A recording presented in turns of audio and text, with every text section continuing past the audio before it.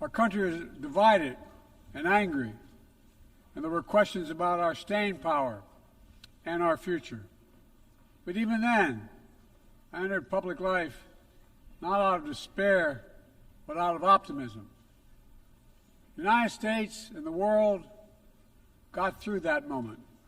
It wasn't easy or simple without significant setbacks.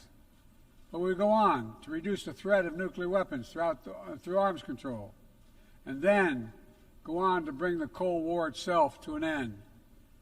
Israel and Egypt went to war, but then forged a historic peace. We ended the war in Vietnam. The last year in Hanoi, I met with the Vietnamese leadership. We elevated our partnership to the highest level.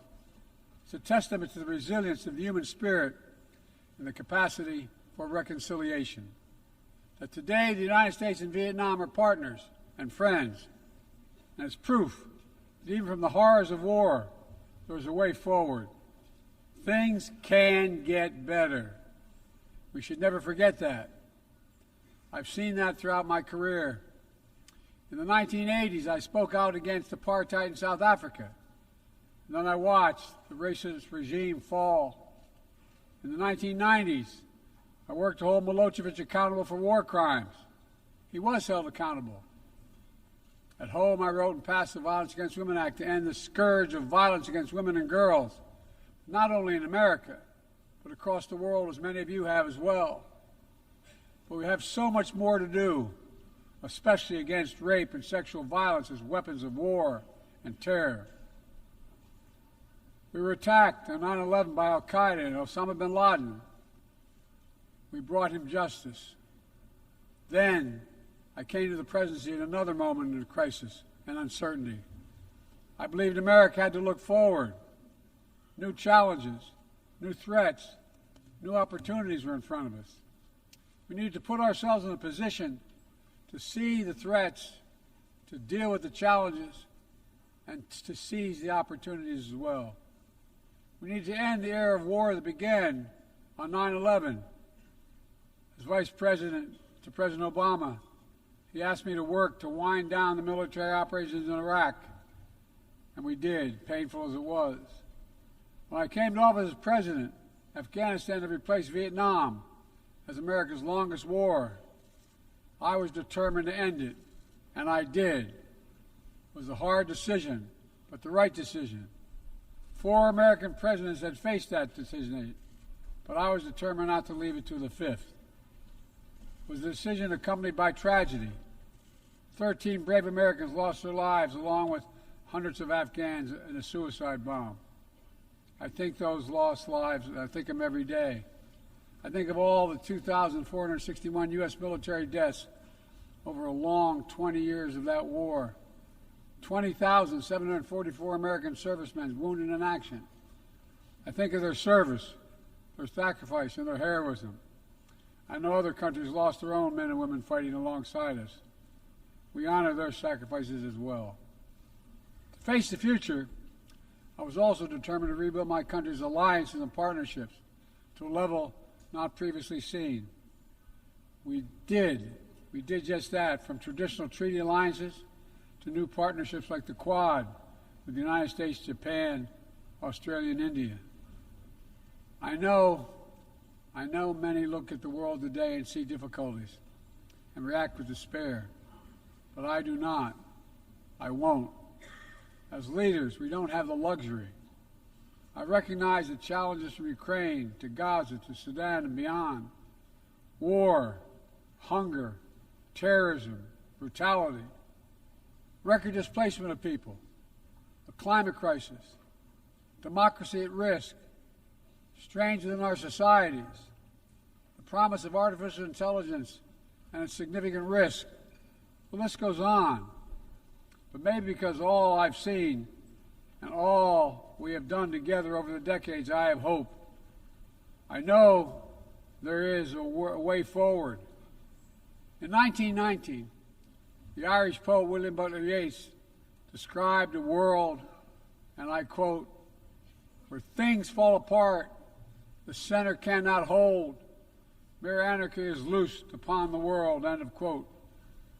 Some may say those words describe the world not just in 1919, but in 2024. But I see a critical distinction. In our time, the center has held. Leaders and people from every region and across the political spectrum have stood together, turned the page. We turned the page on the worst pandemic in a century. We made sure COVID no longer controls our lives. We defended the UN Charter and ensured the survival of Ukraine as a free nation.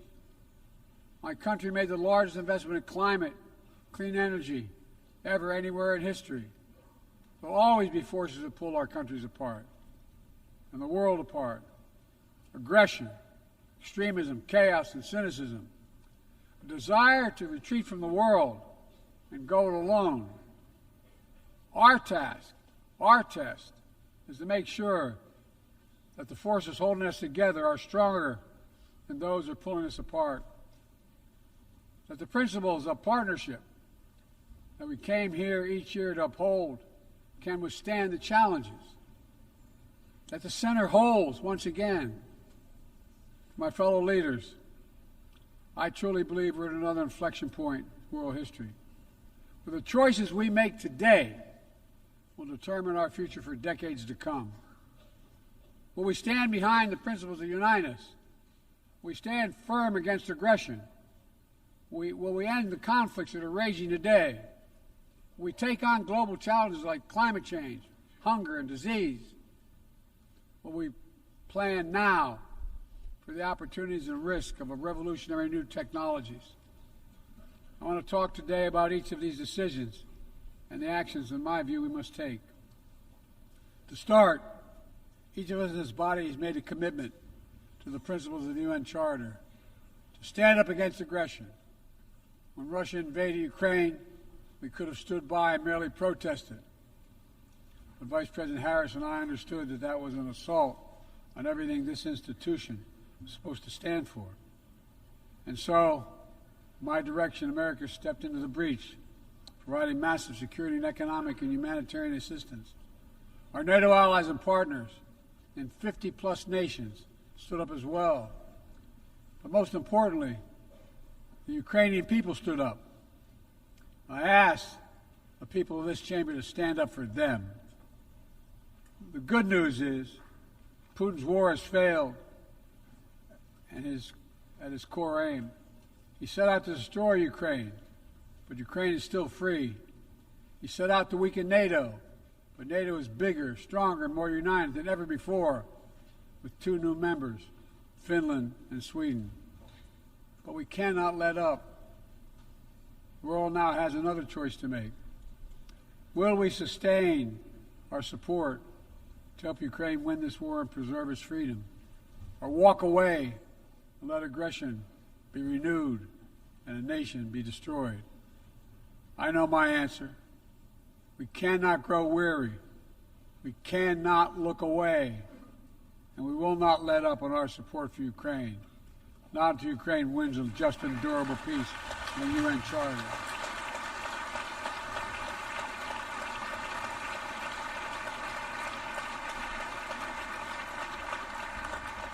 We also need to uphold our principles as we seek to responsibly manage the competition with China so it does not veer into conflict. We stand ready to cooperate on urgent challenges for the good of our people and the people everywhere. We recently resumed cooperation with China to stop the flow of deadly synthetic narcotics. I appreciate the collaboration. It matters for the people of my country and many others around the world. On matters of conviction, the United States is unabashed, pushing back against unfair economic competition, against military coercion of other nations and in the South China Sea, in maintaining peace and stability across the Taiwan Straits, in protecting our most advanced technologies so they cannot be used against us or any of our partners. At the same time, we're going to continue to strengthen our network of alliances and partnerships across the Indo-Pacific. These partnerships are not against any nation. They're building blocks for a free, open, secure, and peaceful Indo-Pacific. We're also working to bring greater measure of peace and stability to the Middle East. The world must not flinch from the horrors of October 7th. Any country would have the right and responsibility to ensure that such an attack can never happen again. Thousands of armed Hamas terrorists invaded a sovereign state, slaughtering and massacring more than 1,200 people, including 46 Americans, in their homes and at a music festival. Despicable acts of sexual violence, 250 innocents taken hostage. I've met with the families of those hostages. I've grieved with them. They're going through hell. Innocent civilians in Gaza are also going through hell. Thousands and thousands killed, including aid workers. Too many families dislocated, crowding into tents, facing a dire humanitarian situation. They did not ask for this war that Hamas started. I put forward with Qatar and Egypt a ceasefire and hostage deal. It's been endorsed by the UN Security Council. Now is the time for the parties to finalize its terms, bring the hostages home, and secure security for Israel and Gaza free of Hamas' grip, ease the suffering in Gaza, and end this war. On October 7th,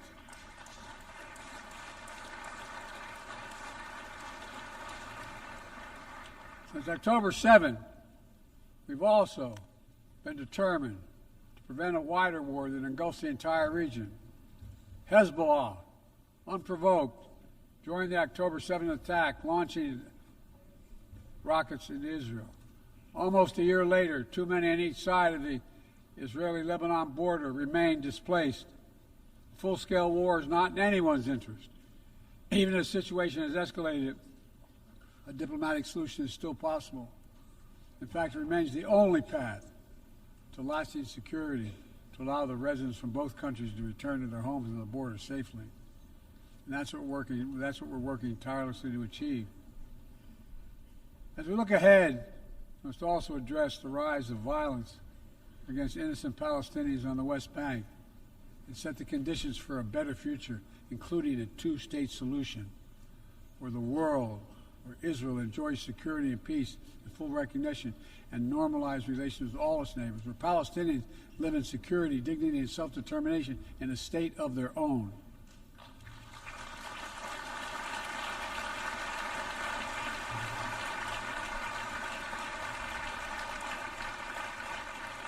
Progress toward peace will put us in a stronger position to deal with the ongoing threat posed by Iran. Together, we must deny oxygen to its terrorist proxies, which have called for more October 7th and ensure that Iran will never, ever obtain a nuclear weapon. Gaza is not the only conflict that deserves our outrage. In Sudan, a bloody civil war unleashed one of the world's worst humanitarian crises. 8 million on the brink of famine. Hundreds of thousands already there. Atrocities in Darfur and elsewhere. The United States has led the world in providing humanitarian aid to Sudan. And with our partners, we've led diplomatic talks to try to silence the guns and avert a wider famine. The world needs to stop arming the generals, to speak with one voice and tell them, stop tearing your country apart, stop blocking aid to the Sudanese people, end this war now.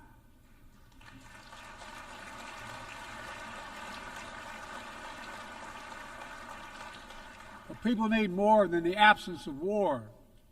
They need a chance to live in dignity. They need to be protected from the ravages of climate change, hunger, and disease. Our administration has invested over $150 billion to make progress in other sustainable development goals. It includes $20 billion for food security, over $50 billion for global health. We've mobilized billions more in private sector investment. We've taken the most ambitious climate action in history. We've moved to rejoin the Paris Agreement on day one. And today, my country is finally on track to cut emissions in half by 2030. On track to honor my pledge to quadruple climate financing to developing nations with $11 billion thus far this year. We've rejoined the World Health Organization, donating nearly 700 million doses of COVID vaccine to 117 countries. We must now move quickly to face Mpox outbreak in Africa. We're prepared to commit $500 million to help African countries prevent and respond to Mpox and to donate 1 million doses of Mpox vaccine now.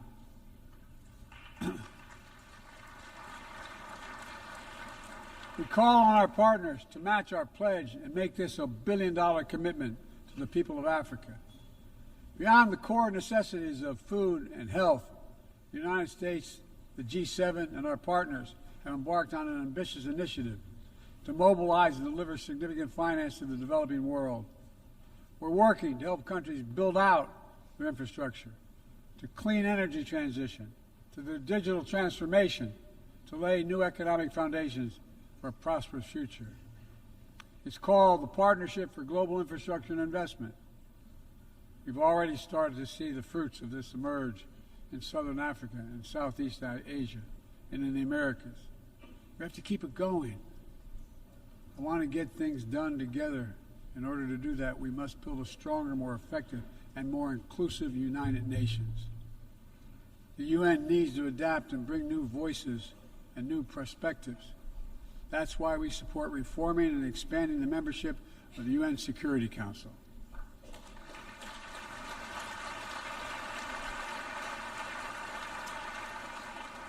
My UN ambassador just laid out our detailed vision to reflect today's world, not yesterday's. It's time to move forward. The Security Council, like the UN itself, needs to go back to the job of making peace, of brokering deals to end wars and suffering.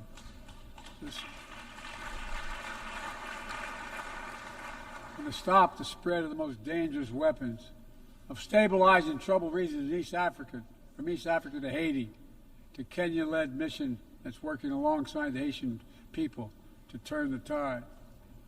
We also have a responsibility to prepare our citizens for the future. We'll see more technological change, I argue, in the next 2 to 10 years than we have in the last 50 years. Artificial intelligence is going to change our ways of life, our ways of work, and our ways of war.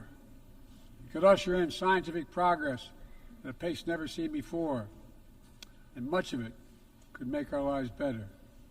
But AI also brings profound risks, from deep fakes to disinformation, to novel pathogens, to bioweapons. We've worked at home and abroad to define the new norms and standards.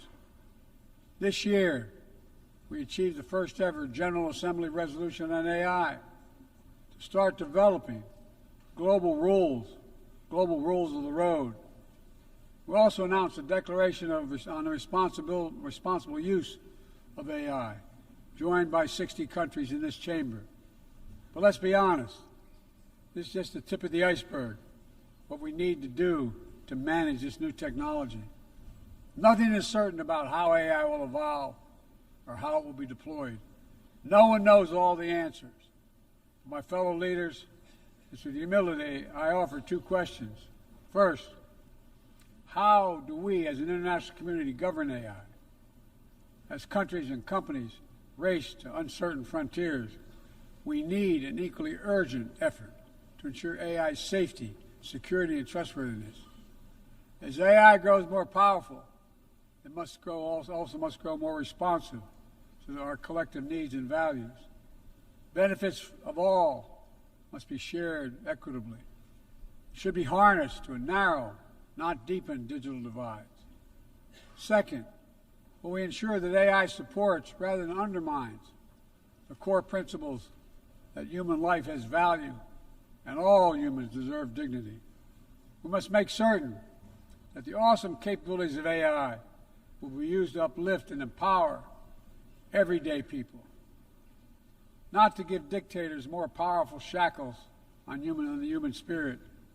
In the years ahead, there may well be no greater test of our leadership than how we deal with AI. Let me close with this. Even as we navigate so much change, one thing must not change. We must never forget who we're here to represent. We the people. These are the first words of our Constitution, the very idea of America. They inspired the opening words of the UN Charter. I made the preservation of democracy the central cause of my presidency. This summer, I faced a decision whether to seek a second term as president. It was a difficult decision. Being president has been the honor of my life. There's so much more I want to get done. As much as I love the job, I love my country more. I decided after 50 years of public service, it's time for a new generation of leadership to take my nation forward. My fellow leaders, let us never forget, some things are more important than staying in power. It's your people.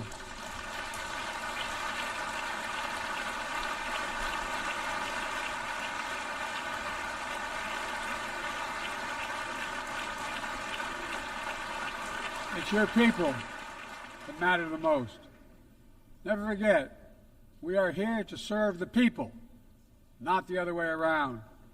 Because the future will be won by those who unleash the full potential of their people, to breathe free, to think freely, to innovate, to educate, to live and love openly without fear. That's the soul of democracy. It does not belong to any one country.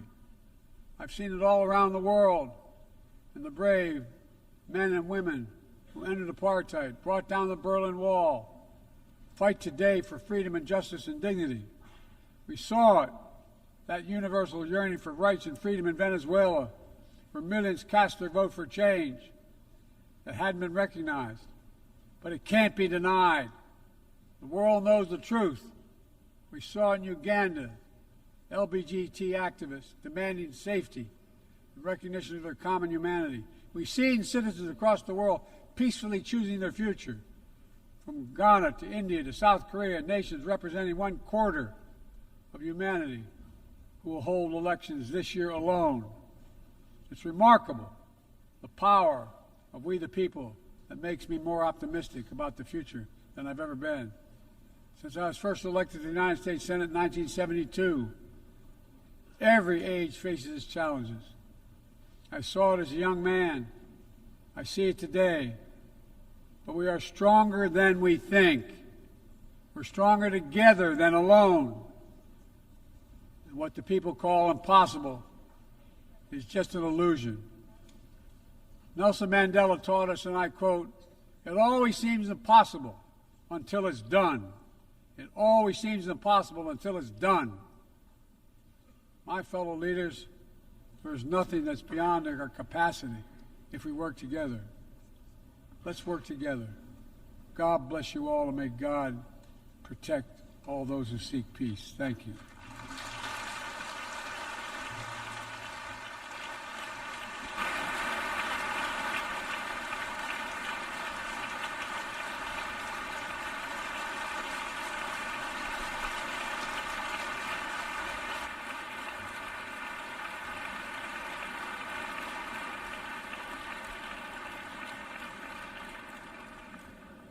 On behalf of the Assembly, I wish to thank the President of the United States of America. May I request representatives to remain seated while we suspend the meeting for 5 minutes before resuming to hear the next speaker.